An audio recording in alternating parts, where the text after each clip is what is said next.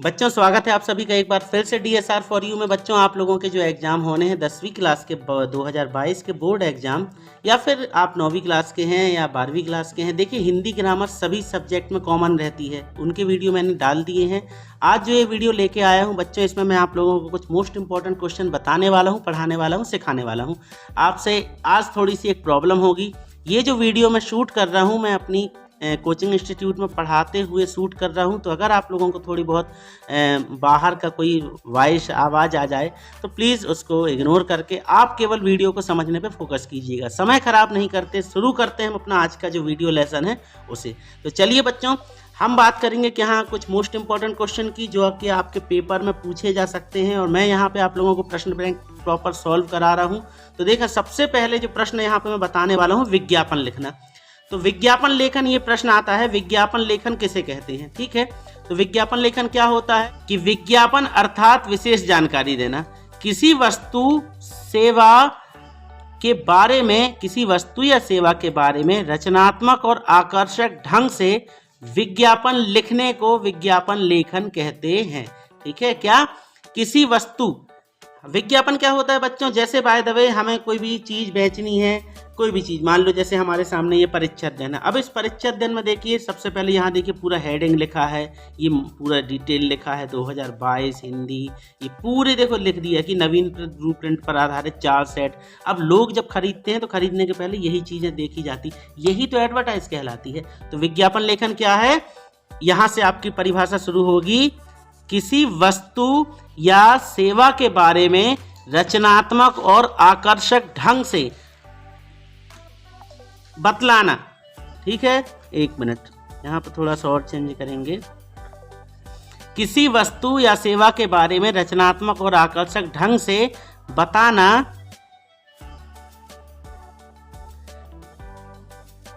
को विज्ञापन लेखन कहते हैं। बस, बहुत बढ़िया। बताने की जगह आप सूचना देना भी बता सकते हो। क्या, किसी वस्तु या सेवा के बारे में रचनात्मक और आकर्षक ढंग से बतलाना या सूचना देना को विज्ञापन लेखन कहते हैं। तो ये हो गई हमारी विज्ञापन लेखन की परिभाषा। अब इसी के नीचे है सूचना लेखन किसे कहते हैं, ये भी प्रश्न आ सकता है। सूचना लेखन क्या है, यहाँ से परिभाषा बनेगी, किसी विशेष सूचना को सार्वजनिक करना सूचना लेखन कहलाता है। एक शब्द की परिभाषा, किसी विशेष सूचना को सार्वजनिक करना सूचना लेखन कहलाता है। दूसरे शब्दों में हम क्या बोल सकते हैं, ये कि दिनांक और स्थान के साथ भविष्य में होने वाले कार्यक्रमों आदि के विषय में दी गई लिखित जानकारी सूचना कहलाती है। तो बच्चों यही पूरा आपका जो होगा ये सूचना होगी। लोग जैसे सूचना लेखन में बच्चों शादी का कार्ड भी लिया जा सकता है, शादी का कार्ड भी एक सूचना होती है ना, मंडप इतनी तारीख को और हल्दी इतनी तारीख को और फिर प्रीति भोज और पाड़िक ग्रहण, ये सब है।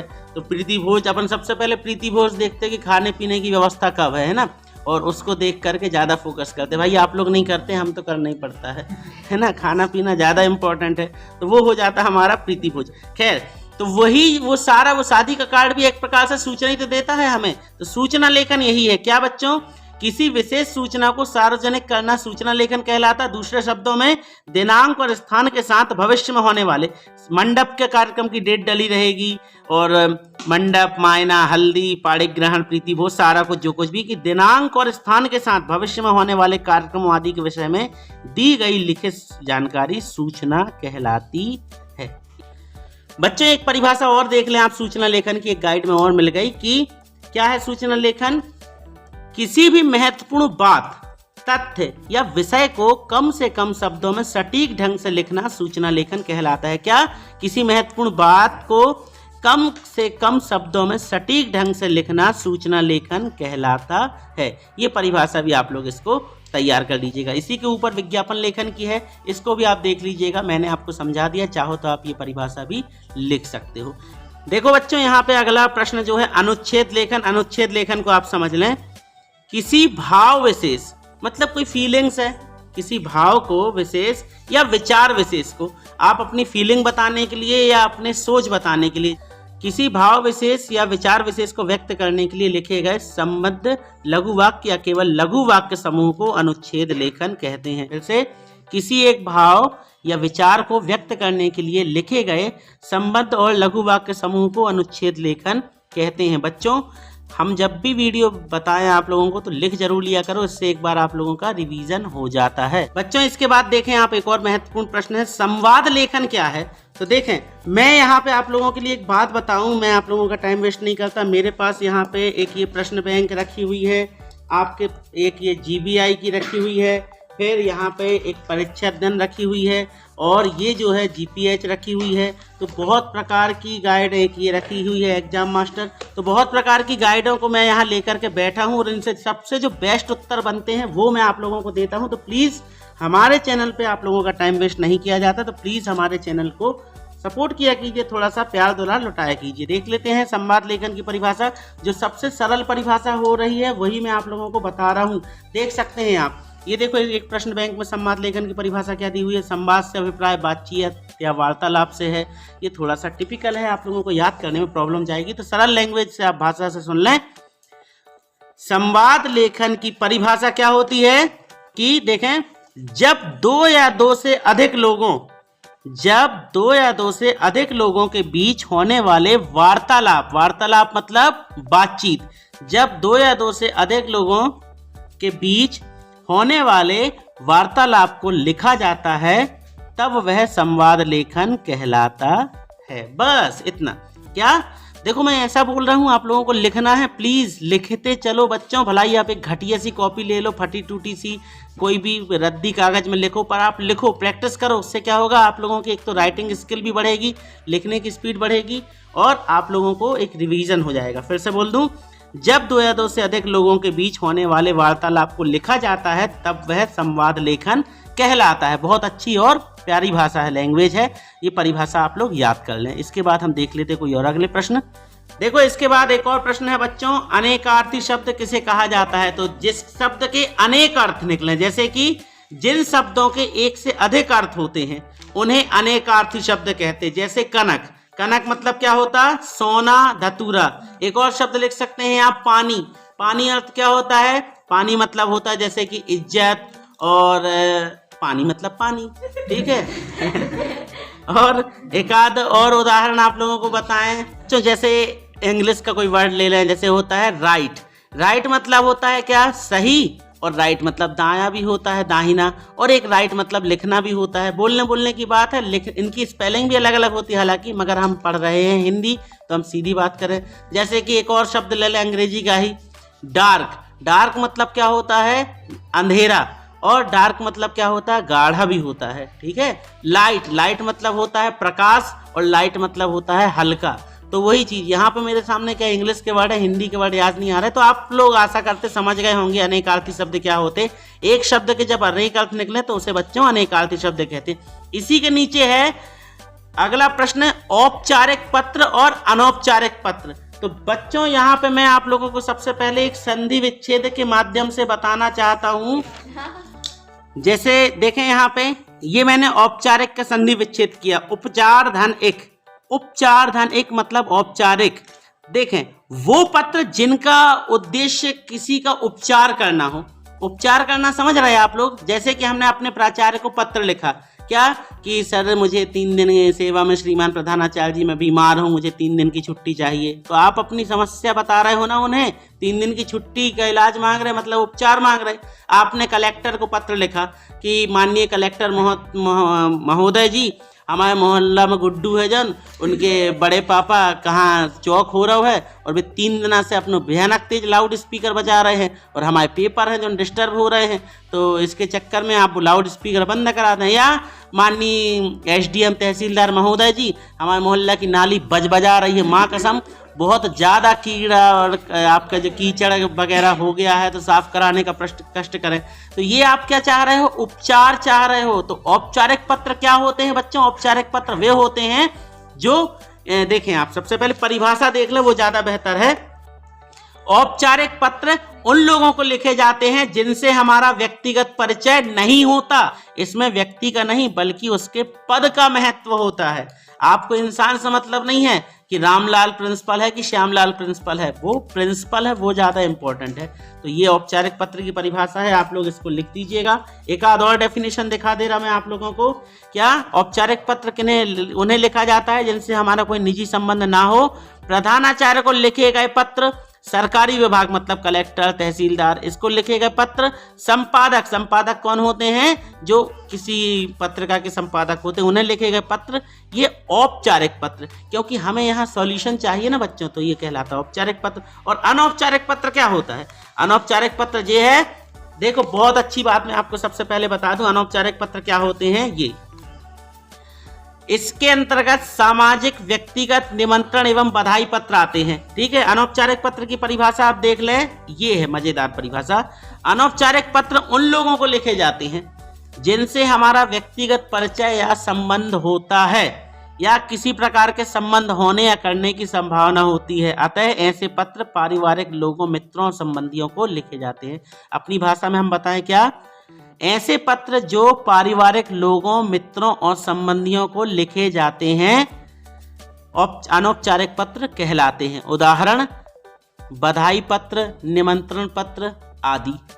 अब बच्चों, अनौपचारिक पत्र में हमें उपचार नहीं चाहिए, सॉल्यूशन नहीं चाहिए। निमंत्रण पत्र दे दिए कि भैया हमारी बहन की शादी है, आपको हमारे यहाँ शादी में आना है। अब आओ चाहे नहीं आओ, भाड़ में जाओ, हमें कोई लेना देना नहीं है, हमने तो कार्ड रहा तो दे दिए, तो आपको कोई फर्क नहीं पड़ता, उसका सॉल्यूशन मिले चाहे ना मिले, वो व्यक्ति आए चाहे ना आए। आपने तो अपना फर्ज निभा दिए कि शादी का कार्ड दे दिए, अब वो आए चाहे ना आए, तो आपको कोई इलाज तो मिला नहीं। मगर औपचारिक पत्र में हमने जो कलेक्टर को पत्र लिखे कि नाली की सफाई के लिए आवेदन पत्र या लाउड स्पीकर बंद कराने के लिए, तो हमें उसका सॉल्यूशन चाहिए, हमें वो लाउड स्पीकर बंद ही कराना है क्योंकि हमारे एग्जाम डिस्टर्ब हो रहे। तो औपचारिक पत्र क्या होते हैं बच्चों? जिसका हमें सॉल्यूशन चाहिए हो, उपचार कराना हो, वो औपचारिक पत्र। और जिसका उपचार नहीं, फॉर्मेलिटी बस है कि भैया हमने आपको शादी में इनवाइट किए हैं, आना हो तो मतलब समय निकाल कर अवश्य आए, ऐसा लिखा रहता है कि शादी में जरूर आना या अवश्य आए। पर अगर वो नहीं आते तो ऐसा तो है नहीं कि आप दोबारा फिर से एक और शादी का कार्ड भेजो कि भैया आपको आना ही है, नहीं तो हम शादी नहीं करेंगे, तो ऐसा तो होता नहीं है ना। तो औपचारिक और अनौपचारिक पत्र आप लोग समझ गए होंगे। ठीक है, अगला कुछ इंपॉर्टेंट प्रश्न देख लेते हैं। देखो अगला प्रश्न बच्चों, विज्ञापन लेखन और सूचना लेखन में अंतर। ये प्रश्न भी है जो कि पूछा गया है, देख सकते हैं आप यहाँ पे, विज्ञापन लेखन, सूचना लेखन में अंतर। अब फिर से वही चीज, इस प्रश्न को इतना टिपिकल ढंग से आप लोगों को प्रस्तुत किया गया है कि जिनके उत्तर आपको ढूंढने में, जीपीएच गाइड में तो भैया धन्य है यार, ये उत्तर ही नहीं दिया इनने, इसी को गाइड अलग ही कर दिए। गलती हो गई हमसे, जीपीएच बहुत बकवास गाइड है। और बच्चों आप लोग इनको देख लें। चलिए आपको मैंने यहाँ पे उत्तर बना के बताए हैं, लिखे हैं ढूंढ के 2-3 गाइडों से। तो देखो विज्ञापन लेखन और सूचना लेखन में क्या अंतर है। पहला पॉइंट, किसी विशेष प्रकार की, आप लोग भी मिलाते जाना, किसी विशेष प्रकार की सूचना को विज्ञापन कहते हैं। जब कोई विशेष प्रकार की सूचना होती है कि वो विज्ञापन कहलाता है। विज्ञापन क्या होता है? जैसे कि ये फिर से मैं वही चीज रखूं, परीक्षा अध्ययन में ये जो ऊपर हेडिंग वगैरह डली है, ये सारी चीजें ये पूरा लिखा जाता है, यही कहलाता विज्ञापन। जबकि सूचना क्या होती है? किसी बात की जानकारी। आपके सूचना सुनी होगी ना, सूचना सूचना सूचना। आपके शहर में नगर पंचायत के पास विशाल देवी जागरण का आयोजन किया जा रहा है, जहां पे आप सभी लोगों को अधिक से अधिक संख्या में पहुंचकर धर्म का लाभ उठाना है। अब पहुंचो चाहे ना पहुंचो, उनकी कोई मतलब नहीं है ना। तो एक तो सूचना एक साधारण सी जानकारी होती है, जबकि विज्ञापन क्या होता है? विशेष प्रकार की सूचना होती है। अब विज्ञापन में वस्तु के विशेष गुणों का उल्लेख होता है। विज्ञापन में क्या किया जाता है? वस्तु के विशेष गुणों का उल्लेख होता है। और जबकि सूचना क्या होती है? साधारण होती है। फिर विज्ञापन में क्या है? ये आकर्षक शैली में लिखे जाते हैं। विज्ञापन कैसे लिखे जाते हैं बच्चों? आकर्षक शैली में, बढ़िया सजा संवार करके। ये देखिए, ये बढ़िया अच्छे से डिजाइन से, आपने मेरे वीडियो के थंबनेल देखे होंगे बहुत अच्छे से। देखिए ये जीपीएचई वालों ने ये पूरा सजा संवार के, आपने भी देखे होंगे। विज्ञापन इसी प्रकार से लिखे जाते हैं। तो विज्ञापन क्या होते हैं? आकर्षक शैली में लिखे जाते हैं। और सूचना में कोई आकर्षण नहीं होता, कागज में लिखे देते हो जाते हैं नोटिस टाइप को कि जब सूचना है बोल दो, बता दो।